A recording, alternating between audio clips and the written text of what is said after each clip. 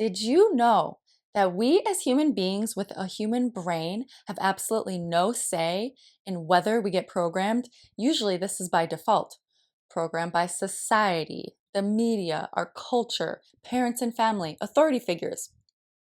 But we absolutely do have a say when we have this awareness of how we get programmed and who or what we allow to program us. So, welcome to the third episode in a monthly series of more to come of a program I'm calling Positive Programming for Cancer, where you will hear real, live, true, inspirational stories of cancer patients who healed themselves when all the odds were stacked against them. What did they do? What's special about them? In some cases, it's clear, in others, not so much.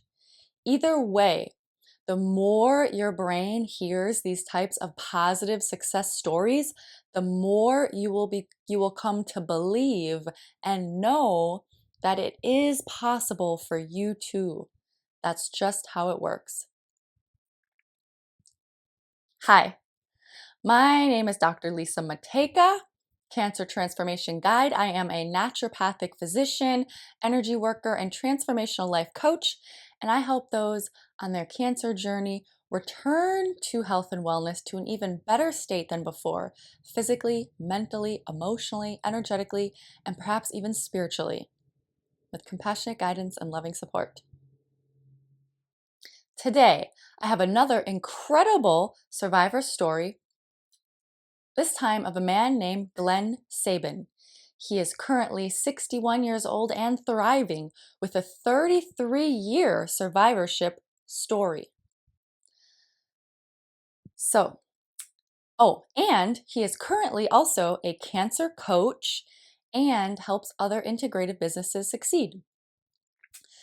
This American East Coaster's story began in September of 1991. He had received a diagnosis of CLL, chronic lymphocytic leukemia, and given only 6 months to live. And this was after a routine physical when he was only 28 years old and newly married. Of course, this devastating news produced waterfalls of tears, but he took a courageous stand for his health and made some difficult choices. This diagnosis was confirmed by biopsy, and 2 months later, he had his spleen removed. I'm not sure if it was the total spleen or partial splenectomy, but it was overburdened with cancerous cells, adding 5 pounds of extra weight. After recovering from this, he sought a second opinion from a leading Harvard clinical investigator. Now, options could be considered. However, these options were palliative or expecting to extend life by just a little while more. At that time, there were no integrative oncology centers, and complementary and alternative medicine was harshly criticized. His 2 presented options were watch and wait and bone marrow transplant, which was experimental at the time. Being a type A personality, he did not like the watch and wait approach, which involved just waiting till his white blood cell counts were out of control and then bringing in the big guns of chemo and steroids. The bone marrow transplant was not such a great option either, with risk of graft versus host disease, a 20% mortality rate, not to mention a myriad of horrible side effects and potential complications.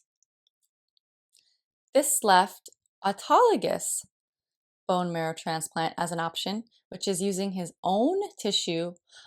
Oh, by the way, his siblings were not a match for the other one. The autologous bone marrow transplant involves collecting his own bone marrow, cleaning it out, destroying the rest with chemo, radiation, and reintroducing the cleaned out marrow with healthy stem cells to try to repopulate. This would leave him sterile and incredibly vulnerable for some time with no immune system. He did not choose either option. Glenn set about learning what to do to be the center of his own healing. He knew he had a meaningful, pivotal role to play in the management of his own care. So he set about talking to his oncology team about proactive measures, lifestyle changes, ways he can affect his biology, the cancer, his immune system, anything. And the response was unanimous. You have a genetic mutation and there's nothing to be done. So just go live life. He intuitively knew his actions and choices mattered. He decided to take things into his own hands as the leader and change maker of his destiny and to do the work. But first, he had to find out what to do. Countless hours of research before a fully functional internet.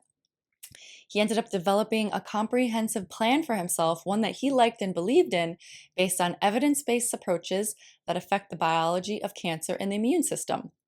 So things like nutrition, hydration, metabolism, inflammation, oxidative stress, insulin-like growth factor, stress hormones, and more. And he sought the advice of a nutraceutical expert. His new way of life included, now this is Plan 1.0, his initial plan included a plant-rich pescatarian diet, so including cold water omega-rich fish, omega-3s, yes, dietary supplementation, reverse osmosis water for home and the office, a whole house water softening system, learning meditation and other stress reduction techniques, and daily exercise, including cardio. With this, he was in the best shape of his life, the most vibrant health and wellness for a dozen years. Well, technically, this plan evolved. This plan had evolved over those dozen years. But wow, a dozen years compared to 6 months. Because then came 2003. Still happily married and now father to 2 young children, he felt great and his blood counts were normal. But his bone marrow was becoming progressively infiltrated with leukemic cells. He soon became ill with autoimmune hemolytic anemia, which is when your own body attacks red blood cells. Tests showed his bone marrow became 90% infiltrated with leukemic cells. All the healthy cells were being crowded out. The consensus of his team was clear. You need immediate treatment. Spoiler alert, he became the only case in medical literature that reversed this autoimmune hemolytic anemia without the use of steroids or other drugs. Now, at this time, 2003, the standard of care for CLL, chronic lymphocytic leukemia, was the monoclonal antibody rituximab, a couple of chemo drugs, and prednisone. The bone marrow transplant was no longer the top recommendation, as the patients who had received it at the time that he was recommended it initially ended up relapsing and usually dying. He was going downhill fast, though. Constant low-grade fever, night sweats, extreme weakness, fatigue, brain fog. It was not looking good. Did he finally cave to conventional treatment now? No. Their treatment was still palliative at best, adding perhaps another year or so of life, but with terrible side effects and becoming resistant to that treatment. Didn't sound like a good idea to him. He took control yet again and gave a plan to his physicians. Monitor my blood twice weekly, he said, and I will do what I feel is best. They said, you are wasting your time.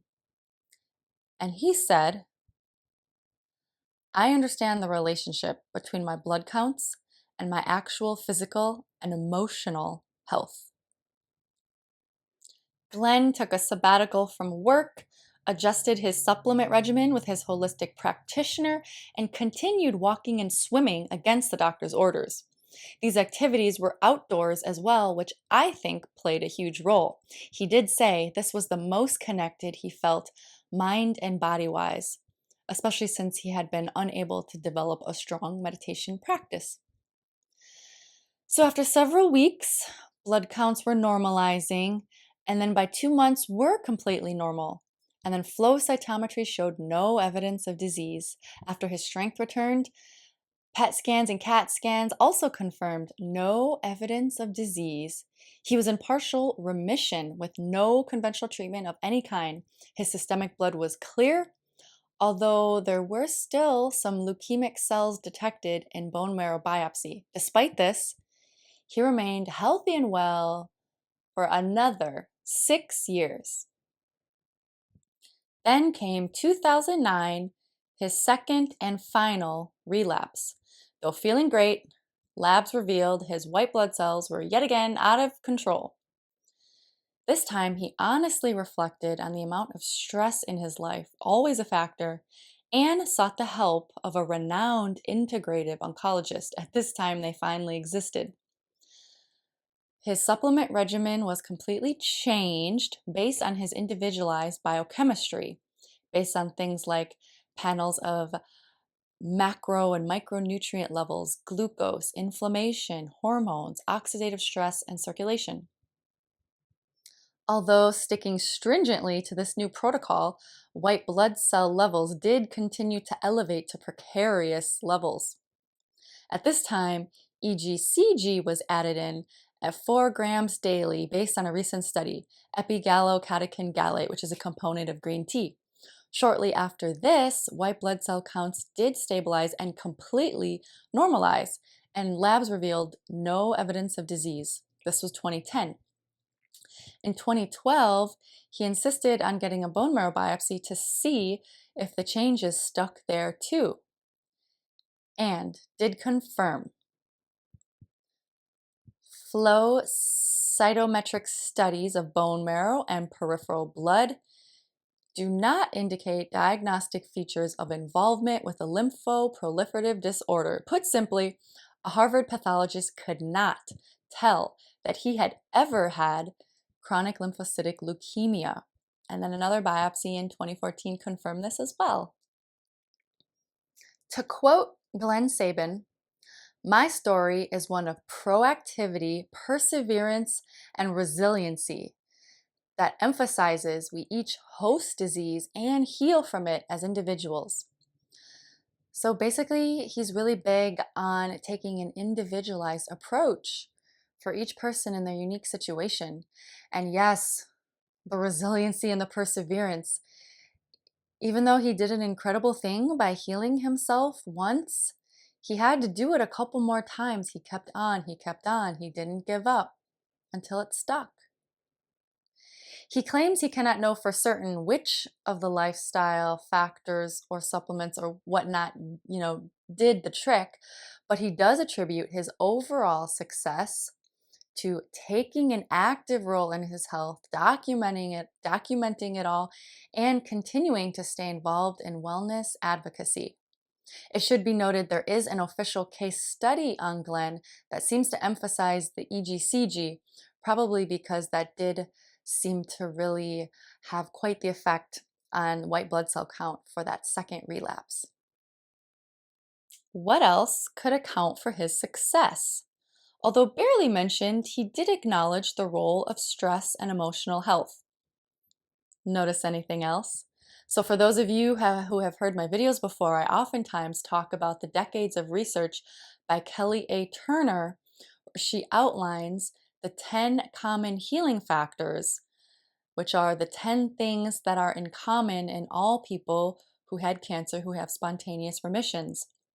And Glenn, I would definitely say, is a great, perfect example, probably the most strongly shining example of the healing factor empowerment, which in the research is defined as taking an active, not a passive role in one's health.